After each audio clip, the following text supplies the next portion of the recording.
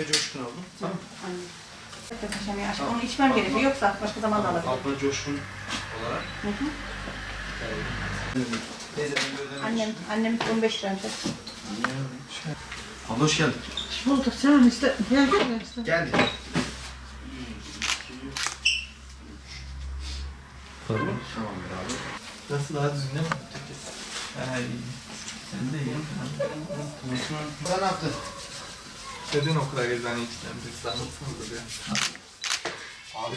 ya. Şu anda maskelerle ilgili aşırı bir talep var. Yeterli maske gelmiyor. İnsanlara yetişemiyoruz.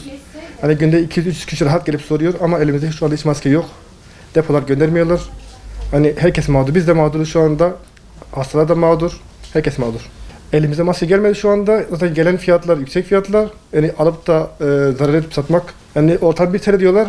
Yani bize geliş fiyatı 80 kuruş falan dediler ama daha gelmedi maske. Piyasada yok şu anda. Onların çoğuna kod gitmiyor.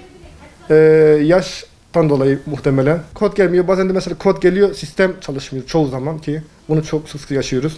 Evet. Yani veremiyoruz maske insanlara. Maskelerle ilgili bayağı bir yorulduk. Şu an devletin gönderdiği maskeleri dağıtıyoruz düzenli bir şekilde. Bittikçe geliyor zaten. Satışlar başladı ama benim elimde şu an yok.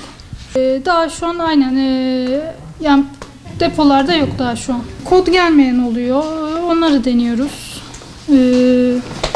Zaten işte 20 yaş altı da talep çok oluyor. Çünkü çocuk hastalar çok fazla. Hani hastaneye gitmesi gerekiyor.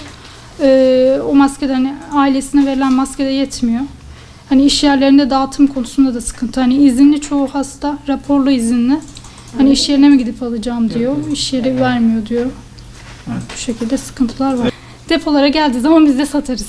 Yok almadım, gelmedi bana. Kod gelmedi, evet. Kimlik numarasıyla da geldim, çıkmadı, bilmiyorum. Şu an almadım daha. Maske eşime geldi, eşiminkinden kullanıyorum şu an. Satın almayı düşünürüz tabii, niye? Maskesiz gezecek halimiz yok. Fiyatı devlet açıkladı herhalde 1 TL olarak. Makul bir fiyat. Bir maskeyi bir gün takıyoruz. Bir gün sonra atıyor musun? Atıyoruz. Maske temin edemiyoruz ama ben iş yerinde veriyorlar. Oradan temin ediyoruz. Hayır efendim, çünkü tanesi 1 lira. 1 liraya mesela ben 4 kişiyim, 5 kişiyim. Günde 5 lira yapar. Ama bunu çifti 1 lira normal. Aşağı yukarı milletin geldiklerini biliyorum. Onun için 1 lira çok. Ailemde kimseye maske kodu gelmedi. Ama bunu ben iş yerinde temin ediyorum.